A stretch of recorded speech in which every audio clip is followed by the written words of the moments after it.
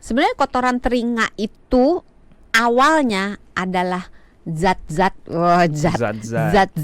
yang dibentuk oleh tubuh dalam upaya membersihkan, melindungi, dan melumasi lapisan dari telinga.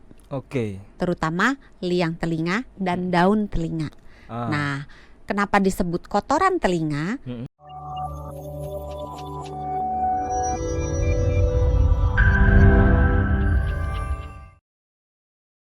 Dokter Santi, bagaimana kabarnya? Luar biasa. Sudah mulai macet. Sudah mulai genangan air di mana-mana. Sudah mulai beberapa tempat yang kena banjir. Jadi jaga kesehatan. Jaga kesehatan. Karena sudah mulai banyak yang tumbang juga ya. Iya, baik fisik maupun mental ini kalau dalam situasi seperti ini. Karena kalau kebanjiran kan itu benar-benar bukan sesuatu yang menyenangkan ya. Udah barangnya rusak, capek bersihinnya. Nah, apalagi kalau yang kotor adalah salah satu indera yang ada di tubuh kita. Iya. Tapi ini salah satu favorit saya nih. Ini saya bahkan sudah bawa nih. Ini kita akan bahas topiknya hari ini tentang. Jadi deg-degan nih dia ngeluarin. Ini dia. Saya bawa yang namanya cotton bud. Kalau yang nggak nonton, si Mas Oni bawa satu bungkus cotton bud warna putih. Saya sengaja ngambilnya yang putih biar kelihatan baru apa bekas. Hah?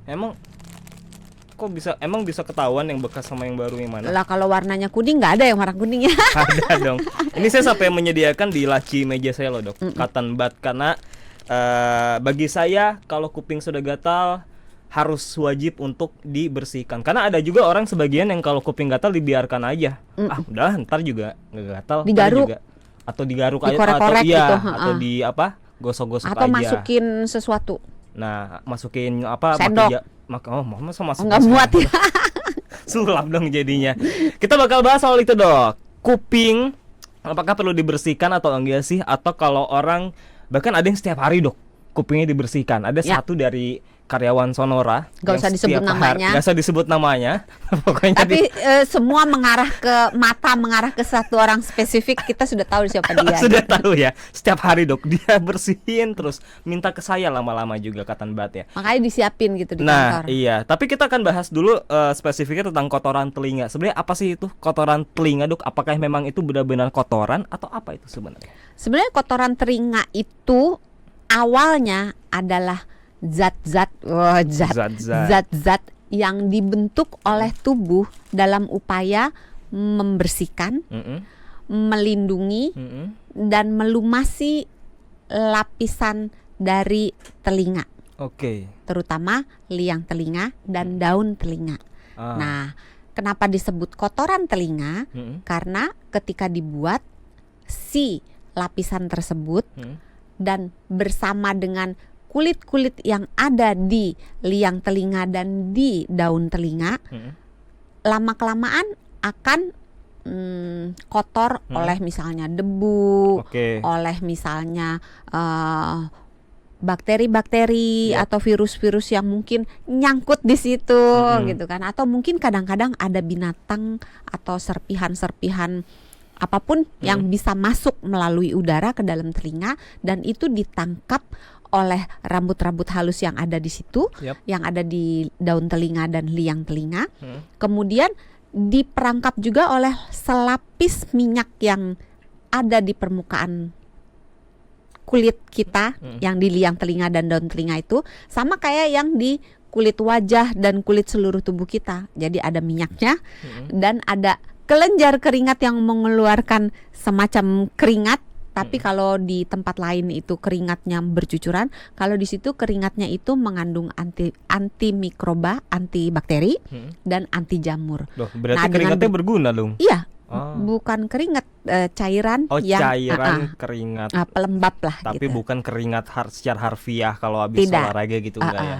Di tempat lain kelenjar tersebut memproduksi keringat. Oh. Tapi di dalam liang telinga dan Mm-mm. daun telinga, dia mengalami sedikit perubahan, Mm. mengalami penyesuaian untuk memproduksi zat yang mengandung antibakteri dan anti jamur. Mm-mm. Nah, dengan berjalan waktu kan lama-lama kulit-kulit yang ada di situ mengelupas. Oke. Sama kayak kulit kita kan setiap sekian 28 hari dia akan berganti gitu, Kulit copot. Iya. Kayak ular ya. Ya kurang lebih seperti itu Iya sih. dong. Iya, Iya kurang kan? lebih seperti itu.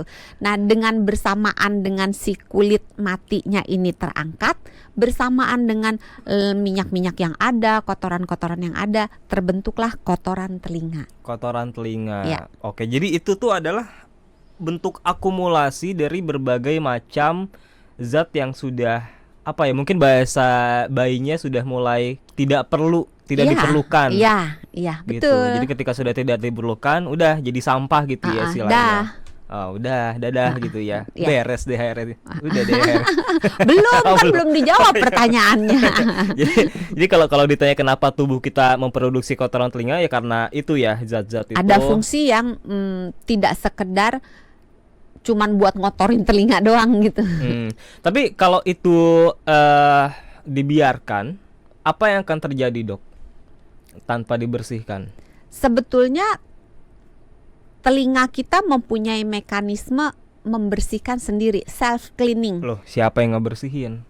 Di dalam itu bersama dengan si sel-sel kulit yang mati, Ada OB-nya. ada OB-nya. Jadi Oh. nanti tinggal dicolek aja, Mas tolong disapu bersihin. gitu. Enggak.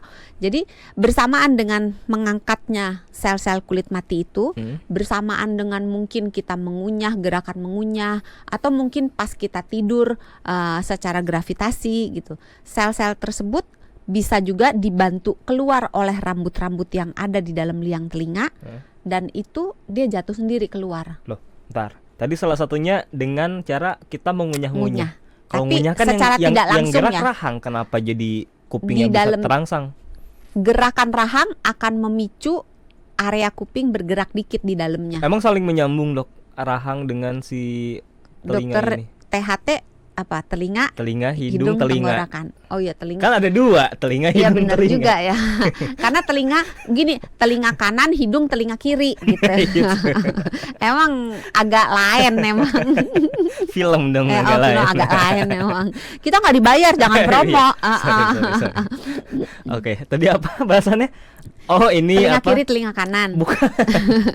Ya, gerakan mengunyah, gerakan rahang itu akan membantu si area telinga untuk kayak bergerak dikit gitu kan. Jadi dia Jadi yang tapi tentunya yang dikunyah bukan yang lunak-lunak kayak bubur gitu, ya, atau makanan yang berat makanan ya. yang garing-garing kayak apel, Tunggu, ketimun. jadi yang membersihkan sendiri kotoran di telinga itu adalah si rambut-rambutnya.